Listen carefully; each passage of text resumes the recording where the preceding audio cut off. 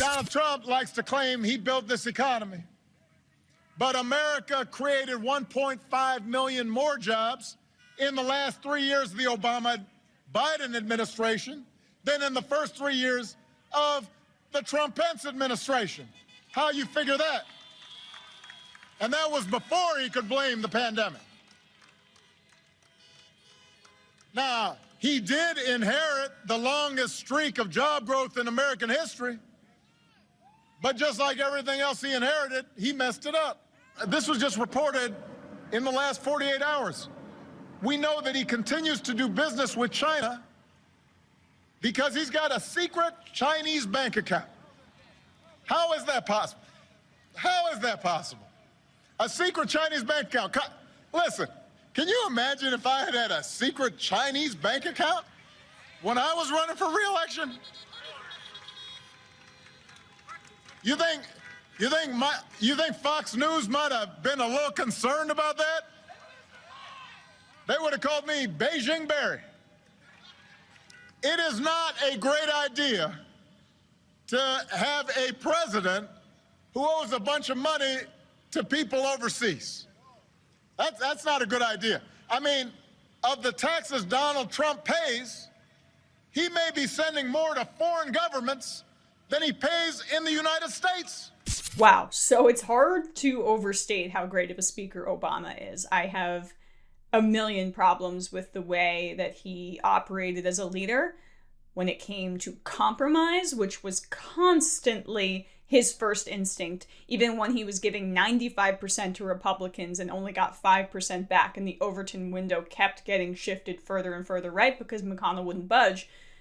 Obama, to a lesser degree than Biden, kind of fetishized this idea of compromise as opposed to taking your ideas to the public and hammering them in a populist way with an uprising outside and having the people get involved, kind of the more Bernie Sanders vision, which I agree with, and then forcing Republicans to do something when their butts are on the line electorally. But I digress. When Obama speaks like a visionary, though, and he always had that killer instinct when he was on the campaign trail, he ran way further left in 2008 and in 2012 against Mitt Romney than he actually legislated. When he speaks like a visionary and combined with his amazing skills as a speaker, it is a lethal combo. And he should have been doing this way earlier. He has this thing, this obsession with the office of the presidency and not appearing to be political outside of the office. It's very outdated in my view. And especially when you have such a menace like Donald Trump, that should not be your first priority. I think Obama should have been on the stump way earlier for the Biden campaign. I know the Biden campaign agrees with that sentiment. But hopefully, these very impressive speeches, they can make a difference in the 11th hour here. Former President Barack Obama tore into President Donald Trump in a fiery speech Wednesday as being unable to take the job seriously, faulting him for lacking a plan to address the coronavirus, emboldening racism, working to rip away healthcare protections without an alternative, tweeting conspiracy theories, and engaging regularly in lies and indecent behavior. It was a rare gloves-off moment for Obama in going after his successor, who trails Democratic nominee Joe Biden in polls less than 2 weeks before Election Day in both personal and policy terms. His TV ratings are down, so you know that upsets him. But the thing is, this is not a reality show. This is reality, Obama said at a drive-in rally in Philadelphia. And the rest of us have to live with the consequences of him proving himself incapable of taking the job seriously. Obama accused Trump and other Republicans of working to rip away healthcare coverage by fighting to repeal the Affordable Care Act, or Obamacare, his signature legislative achievement, aka Romneycare, without offering an alternative plan, calling their behavior shameful. It's been coming in 2 weeks for the last 10 years. Where is it? Where is this great plan to replace Obamacare? I love how he's adopted that term now. They've had 10 years to do it, he said at the rally. They don't have one. Obama, who has been stingy with his public appearances, but is making targeted efforts to nudge voters to turn out, pleaded with Americans to vote for Biden, his former vice president, and deliver Trump a defeat so resounding that he cannot try to delegitimize the result.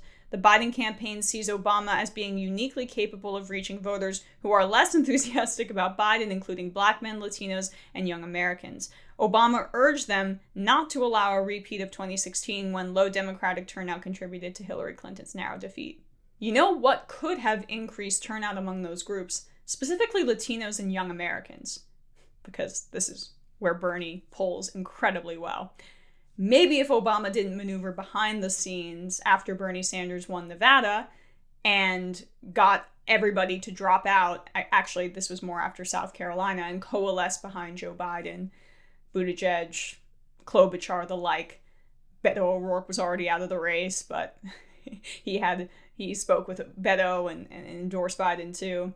In order to sabotage Bernie Sanders from getting the nomination. Obama did that. Obama 100% was part of the reason. And they really have internalized the fact that they don't think a guy like Bernie Sanders could have defeated Donald Trump.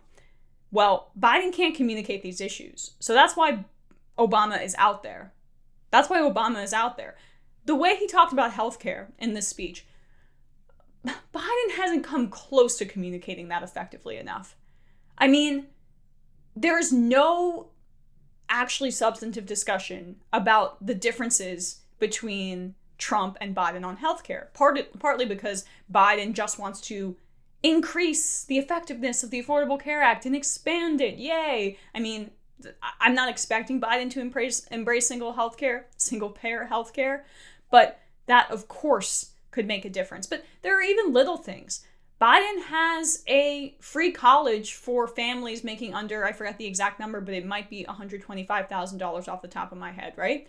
That is a great plan. Have you heard Biden talk about that one time on the campaign trail? One time? No. He can't communicate what he stands for.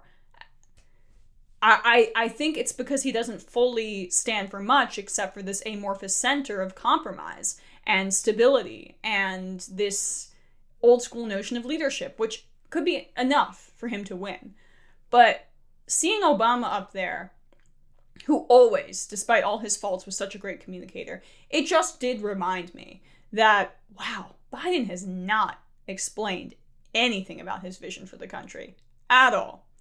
And Obama did more for that in just one speech there. And I wish that Biden's campaign, instead of playing not to lose, would be more, put themselves out there more with some of the good policies that he's adopted based on conversations with progressive groups and politicians like Bernie Sanders and AOC. Because studies have shown, polling studies, that when you push egalitarian, economic messaging, when you push your vision for the country, it's way better than just running against Trump. And so I understand why they have Obama out there to do it, but I wish there was more internal focus on Biden doing the same thing so that Biden can win as the election is coming up very, very soon.